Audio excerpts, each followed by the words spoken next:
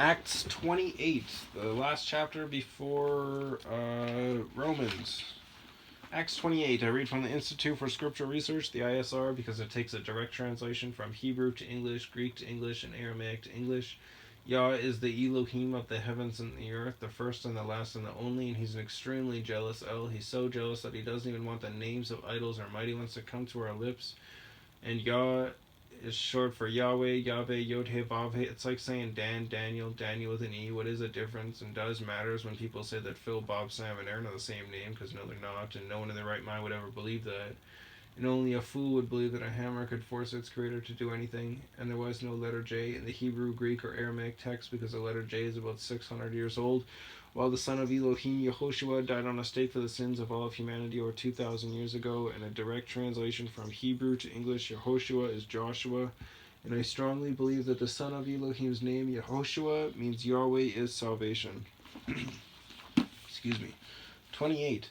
And having come to safety, they then learned that the island was called Melite, Melite, and the foreigners showed us extraordinary kindness, for they kindled a fire and received us all because of the rain that was falling and because of the cold. But Shaul, having gathered a bundle of sticks and having laid them on the fire, an adder came out because of the heat, and fastened itself on his hand. And when the foreigners saw the creature hanging from his hand, they said to each other, "This man is certainly a murderer, whom, though saved from the sea, still right ruling does not allow to live." Then indeed he shook off the creature into the fire and suffered no evil. Excuse me, and suffered no evil, and expecting that he would swell up or suddenly fall down dead, they waited for a long time and saw no harm come to him. Changing their minds, they said that he was a mighty one. And in the neighborhood of that place there were lands of the chief of the island, whose name was Poplius, Poplius, who received us and housed us in a friendly way for 3 days. And it came to be that the father of Poplius was sick with inflammation and dysentery. Dysentery.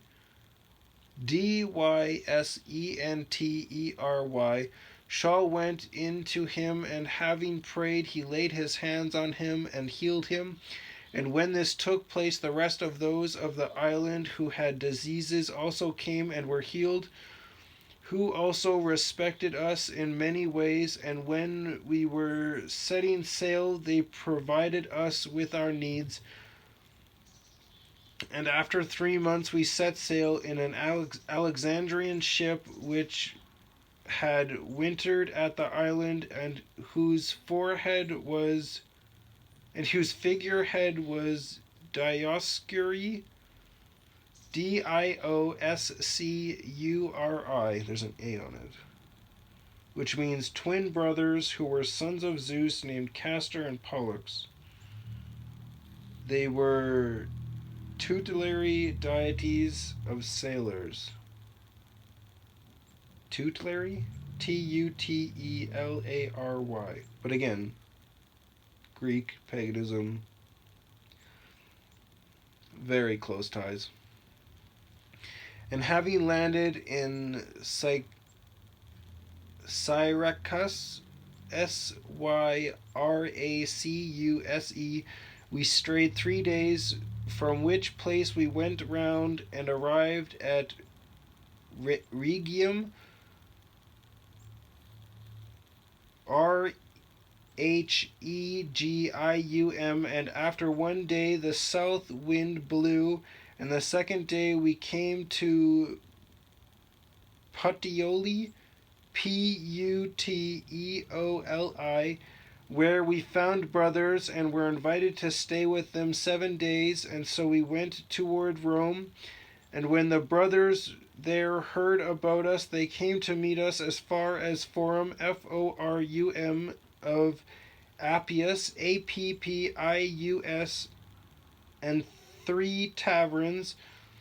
When Shaul saw them, he thanked Elohim and took courage, and when he came to Rome, The captain delivered the prisoners to the captain of the guard, but Shaul was allowed to stay by himself with the soldier guarding him, probably because they already knew he was innocent. And it came to be after 3 days that Shaul called the leaders of the Yehudim together, and when they had come together, he said to them, Men, brothers, though I have done none at all against our people or the practices of our fathers, I was delivered as a prisoner from Jerusalem into the hands of the Romans, who, when they had examined me, intended to let me go, because there was no cause for putting me to death.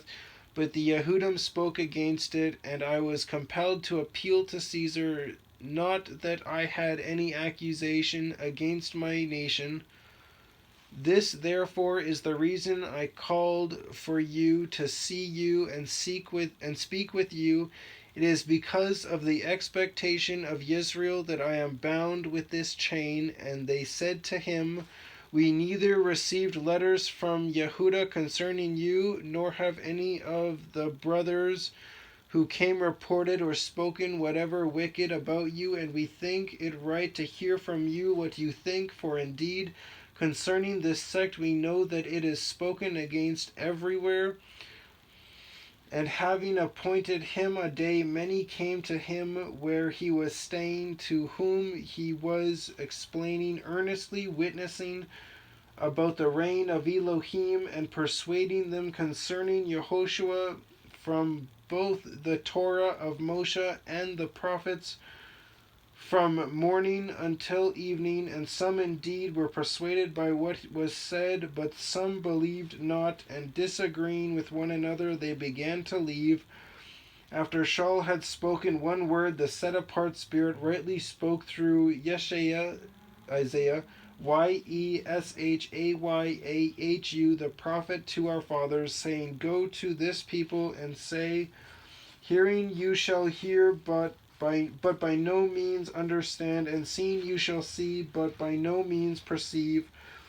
For the heart of this people has become thickened, and with their ears they heard heavily, and they have closed their eyes, lest they should see with their eyes, and hear with their ears, and understand with their hearts, and turn back, and I should heal them.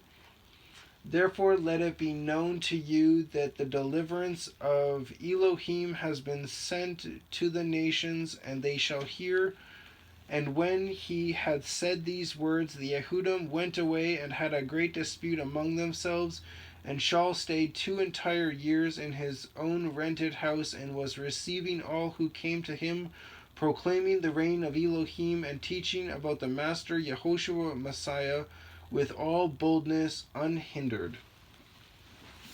Wow. Praise Yahweh.